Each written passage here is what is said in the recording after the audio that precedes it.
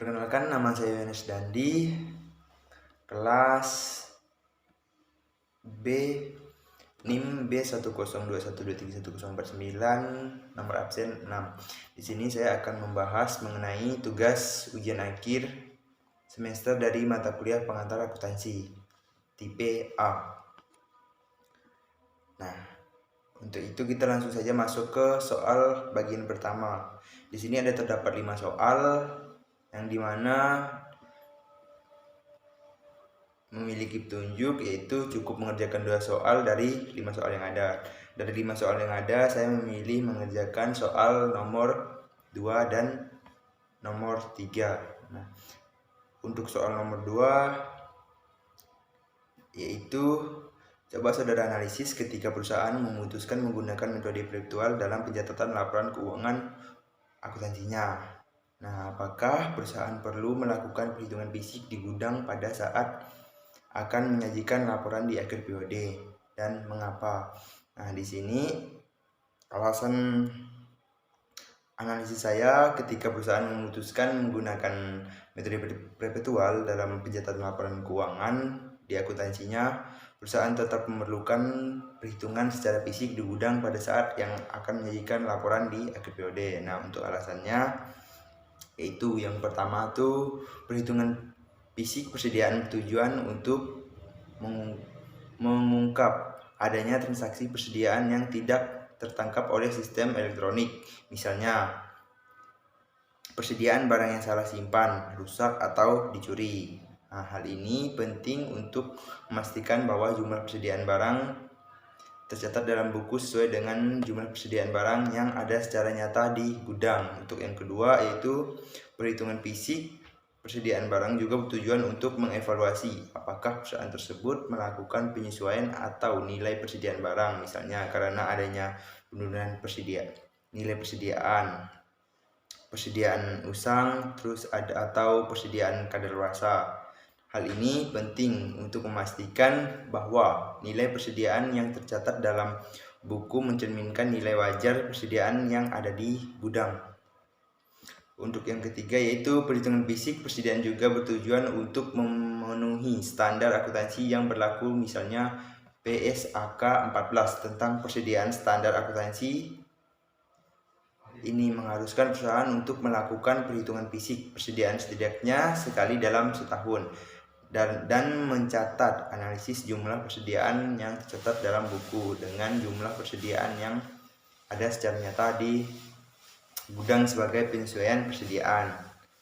Nah, berikutnya yaitu ada soal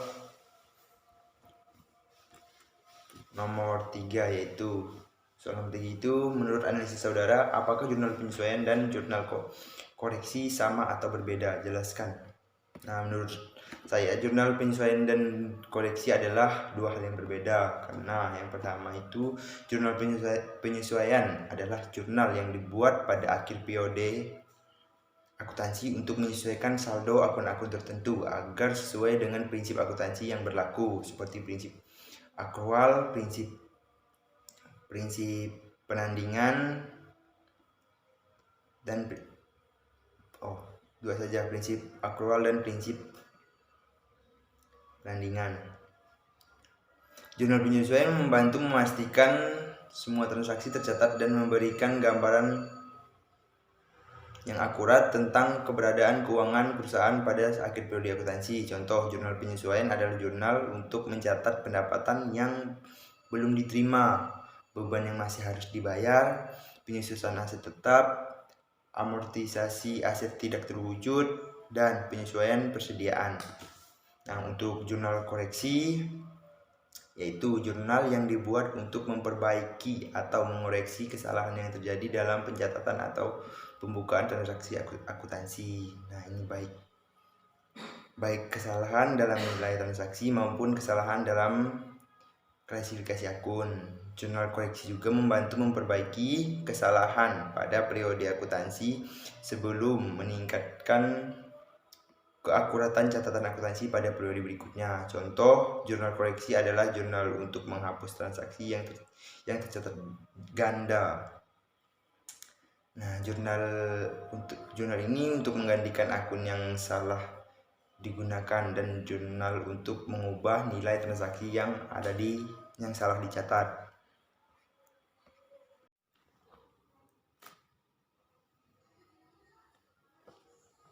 Baik, untuk selanjutnya adalah soal bagian 2, di mana di sini sudah ada sebagian transaksi bulan Desember 2019 dari tokoh bangunan Santara untuk membuat jurnal umum. Nah, untuk yang pertama itu ada transaksi pada tanggal 1 Desember 2019. Di sini TB Santara membeli 12 sak semen kepada TB Ardi dengan termin kredit 10/10,N/30 FOB destination point sebesar 12. Di sini diminta dicatat menggunakan metode periodik. Nah, karena di sini minta pencatatan metode periodik, jadi pada tabelnya di uraian kita masukkan pembelian di debit dan utang dagang di kredit. Selanjutnya itu transaksi kedua, yaitu pada tanggal 3 Desember itu TB Sentara menjual besi kepada TB Umar dengan termin kredit 20/10, FOB destination point senilai 50. Nah, HPP barang yang dijual senilai 15. Nah, di sini pada transaksi kedua ini dicatat itu dengan metode perpetual. Itu pada uraian kita masukkan piutang dagang di kredit dan penjualan di kredit untuk mencatat penjualan kepada TB Umar destination point. Selanjutnya di bawahnya lagi ada HPP, kita taruh di debit, dan persediaan barang kita taruh di kredit. Ini untuk mencatat persediaan barang dengan akibat penjualan. Selanjutnya yaitu ada transaksi ketiga pada tanggal 5 Desember, yaitu meretur 2 sak semen kepada TBRD karena semen tersebut beku. Ini diminta dicatat menggunakan metode perpetual. Transaksi ketiga itu yang pertama di uraian kita kasih uraian utang dagang, dimana dimasukkan ke dalam debit, dan persediaan barang dimasukkan ke dalam kredit sebanyak 2. Ini untuk mencatat retur pembelian kepada TBAD atas pembelian tanggal 1 Desember. Selanjutnya ada transaksi yang keempat, itu membayar ongkos kirim penjualan tangan sebesar 3 Desember senilai 2. Ini dicatat menggunakan metode periodik. Pada transaksi yang keempat ini uraian kita keterangannya kita kasih biaya angkut pengiriman sebesar 2 dan kas di kredit sebesar 2 juga. Di sini kita kasih keterangan membayar ongkos kirim penjualan atas transaksi 3 Desember. Selanjutnya itu transaksi kelima pada tanggal 9 Desember 2019. Untuk transaksi kelima yaitu melunasi pembelian semen tanggal 1 Desember, dicatat dengan menggunakan metode perpetual. Pada transaksi kelima ini di uraian kita tulis utang dagang yang berada di posisi debit sebesar 10 dan persediaan di posisi kredit 1 dan kas di posisi kredit juga sebanyak 9. Ini untuk melunasi pembelian semen pada tanggal 1 Desember kepada TBRD. Selanjutnya untuk transaksi terakhir yaitu transaksi yang ke-6 tanggal 10 Desember, yaitu menerima pelunasan dari TB Umar atas transaksi tanggal 3 Desember, dicatat menggunakan metode perpetual. Pada transaksi ke-6 tanggal 10 ini kas berada di posisi debit yaitu sebesar 49 dan diskon penjualan berada di posisi debit juga sebesar 1. Selanjutnya ada piutang dagang sebesar 50 berada di posisi kredit. Ini dicatat untuk menerima pelunasan dari TB Umar atas transaksi tanggal 3 Desember kemarin. Selanjutnya itu adalah membuat buku besar untuk akun kas berdasarkan transaksi yang ada setelah jurnal umum. Nah, untuk akun kas ini ada sebanyak 3 transaksi. Untuk transaksi yang pertama itu ada di tanggal 6 Desember 2019, yaitu membayar ongkos kirim penjualan atas transaksi pada tanggal 3 Desember, itu di kredit sebesar 2. Selanjutnya ada melunasi pembelian semen pada tanggal 1 Desember kepada TBRD, di kredit juga sebesar 9. Jadi karena ini kredit ketemu kredit, jadi kita tambahkan di saldo dari 2 menjadi 11. Selanjutnya yaitu pada tanggal 10 Desember menerima pelunasan dari TB Umar atas transaksi 3 Desember yang berada di sisi debit sebanyak 49. Jadi di saldo kita masukkan ke debit dikurang 11 ini jadi 38. Nah, untuk berikutnya yaitu masuk ke soal bagian 3. Di sini sudah ada informasi mengenai penyesuaian guna untuk menyusun laporan keuangan pada akhir tahun 2019. Untuk yang pertama itu adalah neraca saldo sebelum penyesuaian di metode perpetual. Nah, untuk di metode perpetual ini di neraca saldo ada kas BNI yang berada di debit sebesar 250, piutang dagang berada di debit juga sebesar 450. Selanjutnya ada persediaan barang dagang juga berada di debit 230. Selanjutnya ada perlengkapan toko, itu juga di debit sebesar 50. Terus tadi ada ketinggalan juga asuransi di bed muka sebesar 50, perlengkapan toko sebesar 40 di debit, yaitu peralatan toko juga ada 140 di debit. Terus ada akumulasi depresiasi peralatan toko ada di kredit sebesar 20.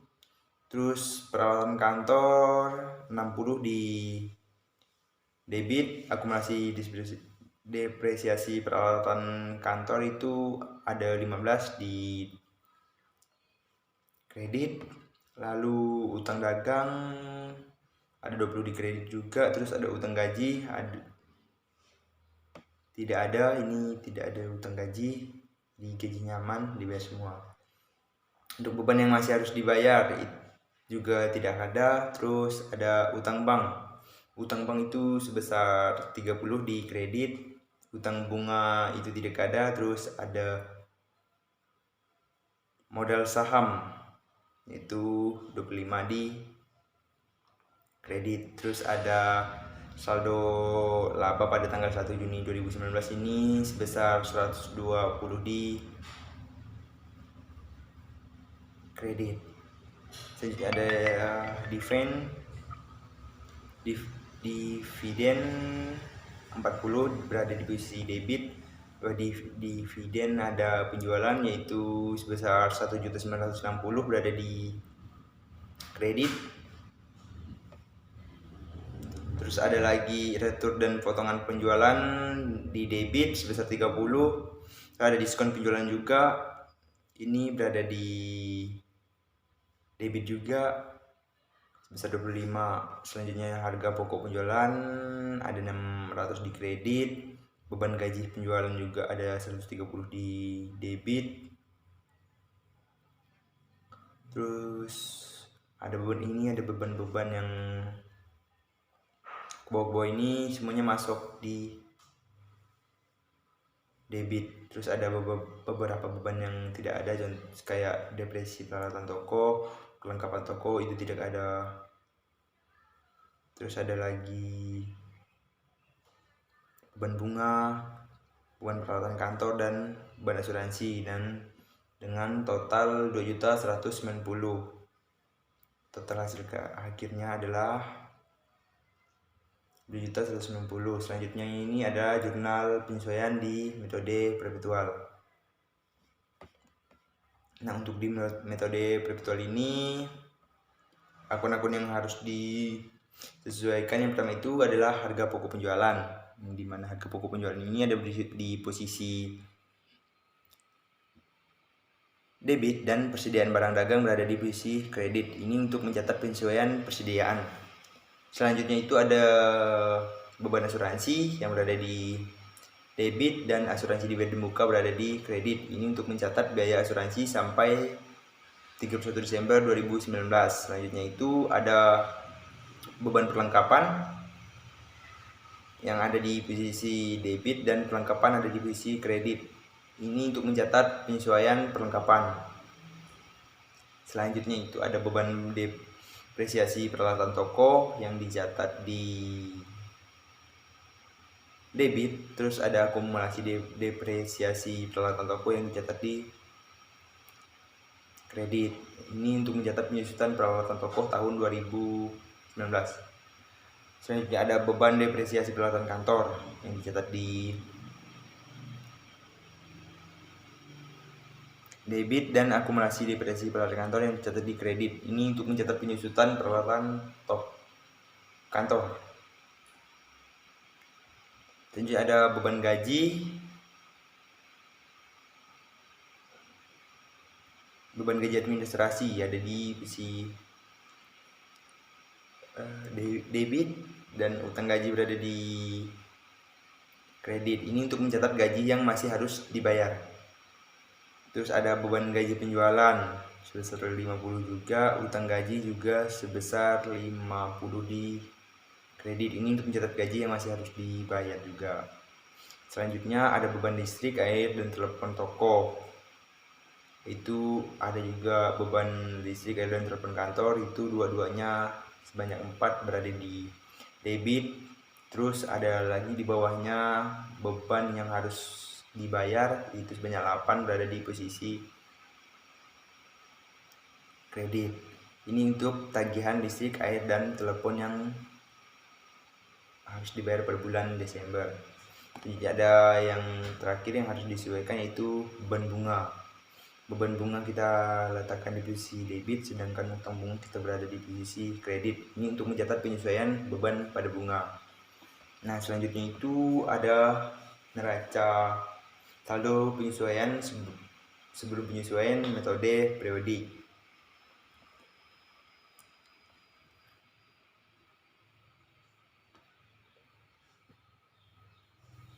Di sini ada kas di WNI juga di posisi debit, piutang dagang posisi debit juga, persediaan barang dagang posisi debit, terus ada asuransi dividend muka posisi debit juga, peralatan toko ada posisi debit juga,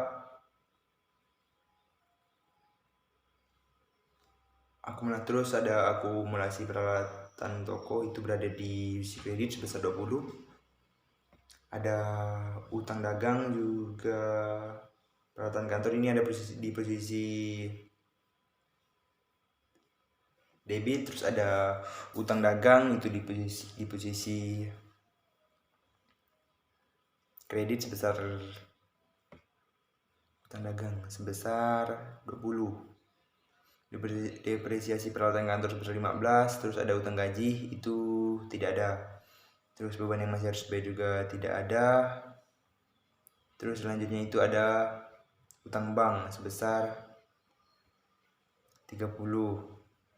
Terus utang bunganya tidak ada. Terus ada lagi modal saham itu di posisi kredit sebesar 25. Terus di bawahnya lagi ada saldo laba sebesar 120 pada 1 Januari. Terus dividend sebesar 40 di debit, dan retur dan potongan penjualan ada di debit juga. Terus selanjutnya ada diskon penjualan, pembelian itu ada berada di posisi debit semua. Selanjutnya itu ada retur potongan pembelian, ini sebesar 25 ada di kredit. Terus ada juga diskon pembelian ada posisi kredit juga sebesar 5. Selanjutnya ada beban, ini semua berada di posisi debit dengan total hasil keseluruhannya itu 2.220.000. Selanjutnya itu jurnal penyesuaian metode periodik. Untuk yang pertama disesuaikan itu ada HPP sebesar 650 berada di posisi debit. Terus ada persediaan barang dagang, ini ada persediaan barang dagang akhir 180 di debit. Terus ada retur dan potongan pembelian berada di debit sebesar 25. Terus ada diskon pembelian ada 5 dari debit juga. Terus untuk di kreditnya ada persediaan barang dagang awal sebesar 100, dan terus di kredit juga ada pembelian 745. Berikutnya juga ada beban kirim pembelian sebesar 15. Ini untuk mencatat penyesuaian persediaan. Selanjutnya ada beban asuransi yang dicatat di posisi debit sebesar 10 dan asuransi dibayar di muka di posisi kredit. Mencatat biaya asuransi sampai dengan 3 Desember 2019. Selanjutnya ada yang perlu disesuaikan itu beban perlengkapan. Beban perlengkapan itu ada di posisi debit, sedangkan perlengkapan sendiri ada di posisi kredit guna mencatat penyesuaian perlengkapan. Selanjutnya itu ada beban depresiasi peralatan toko yang berada di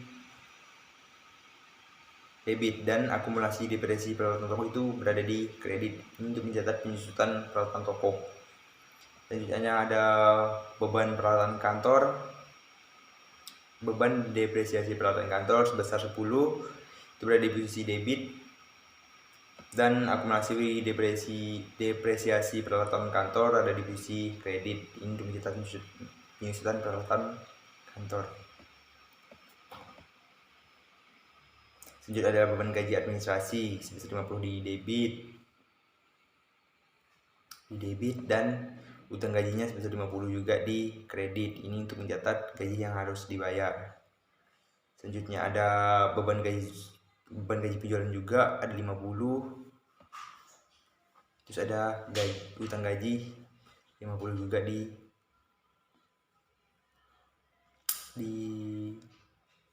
kredit. Ini juga untuk mencatat utang gaji yang harus dibayar. Berikutnya adalah beban listrik, air, telepon, dan toko.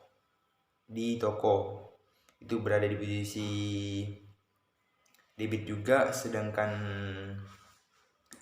beban listrik, air, dan telepon kantor itu ada di posisi debit juga. Terus lalu beban yang masih harus dibayar itu berada di posisi kredit sebesar 8. Tadi yang beban listrik, air, dan telepon toko itu 4 di debit. Beban listrik, air, dan telepon kantor itu 4 juga di debit. Jadi beban yang harus dibayar itu berada di posisi kredit sebesar 8. Ini untuk mencatat tagihan listrik, air, telepon pada bulan Desember. Selanjutnya yang terakhir itu ada beban bunga. Beban bunga berada di posisi debit dan utang bunga berada di posisi kredit. Ini untuk mencatat penyesuaian beban bunga. Untuk selanjutnya yaitu setelah membuat jurnal penyesuaian, maka kita akan lanjut ke kertas kerja. Untuk yang pertama ini ada kertas kerja dari metode perpetual. Ini kita tinggal memindahkan akun-akun yang berada di data saldo, jurnal penyesuaian, terus ada saldo setelah penyesuaian, kita pindahkan ke dalam kertas kerja. Terus tinggal kita jumlahkan keseluruhannya. Nah, di sini ada jumlah keseluruhan dari neraca saldo sebelum penyesuaian ada 2.190. Terus dia di penyesuaiannya ada 209. Ada lagi dia setelah penyesuaiannya itu adalah 2.234. Ini setelah penyesuaian. Lalu berikutnya untuk itu kita tinggal sesuaikan di laba rugi dengan hasil akhir laba rugi itu ada 1.960. Terus ada laporan posisi keuangan hasil akhirnya ada 1.185.000. Selanjutnya yaitu adalah kertas kerja periodik.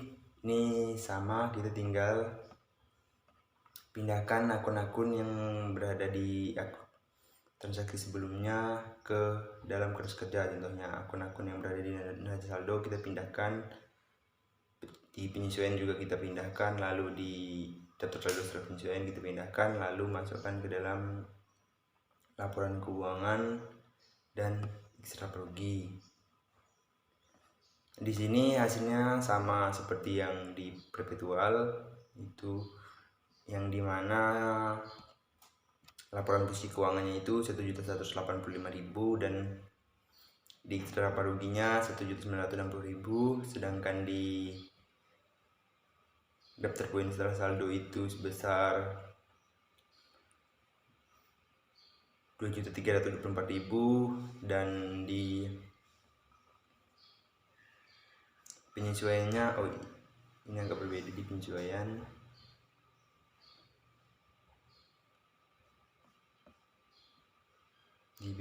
ada 1.19.000, sedangkan di ini ada 2.220.000. Selanjutnya kita akan lanjut ke laporan keuangan. Untuk yang pertama itu adalah laporan laba rugi. Untuk laporan laba rugi ini terdapat pendapatan sama beban usaha, terus ada beban administrasi juga. Ini tinggal kita jumlahkan lalu dikurangi. Kita jumlahkan semua hasil beban lalu kita kurangi dengan kita jumlahkan semua hasil pendapatan lalu dikurangi dengan beban penjualan sama beban administrasi. Nah, untuk hasil pendapatan yaitu penjualan bersihnya ada 1.905.000. Nah, ini dikurangi harga pokok penjualan 650.000, lalu di laba kotor ada 1.255.000. Lalu ada beban penjualannya di sini, total beban penjualannya ada 309.000. Terus ditambah lagi sama total beban administrasinya sebesar 125.000 yang jika ditambah total beban usahanya sebanyak 434.000. Lalu 1.255.000 dikurang 434.000, maka laba bersih terakhir adalah 821.000. Selanjutnya itu adalah laporan perubahan modal. Untuk laporan perubahan modal itu ada saldo awal, saldo sebelum jurnal umum itu sebesar 25. Terus saldo labanya 120 dan total likuiditasnya 145. Terus ditambah lagi dengan laba bersihnya 821.000. Terus dikurangi dividen sebesar 40.000 dengan saldo akhirnya di perubahan modal itu 926.000. Berikutnya adalah laporan posisi keuangan nih pada bulan Desember 2019. Seperti biasa di laporan keuangan terdapat dua aset yang seperti kita lihat, ini ada aset lancar dan aset tetap. Untuk di total aset lancarnya adalah 945.000 dan aset tetapnya 145.000. Nah, jika ditambahkan, maka total asetnya itu sebanyak 1.090.000. Lalu di sini ada liabilitas, di sini juga ada liabilitas lancar dan liabilitas jangka panjang. Liabilitas lancar ini ada utang dagang sebesar 20.000, utang gaji 100.000, beban yang masih harus dibayar itu 8, utang bunga bagian lancarnya itu ada 6. Jadi total likuiditas lancar itu ada 134. Selanjutnya ada liabilitas jangka panjang, itu ada utang bank 30, total liabilitas jangka panjangnya 30, lalu total liabilitasnya total dari keseluruhannya ada 164. Selanjutnya ada ekuitas. Untuk ekuitas ini ada modal saham, terus saldo laba periode lalu, terus ada saldo laba periode berjalan, terus ada dividen. Nah, untuk modal saham ini sebesar 25, saldo laba periode lalu ini sebesar 120, lalu saldo laba periode berjalan ini ada 821.000, terus ada dividen ini min 40, jadi total ekuitas 926.000. Nah, untuk total keseluruhan ini total liabilitas dan ekuitas ini adalah 1.090.000. Sekian dari saya. Terima kasih.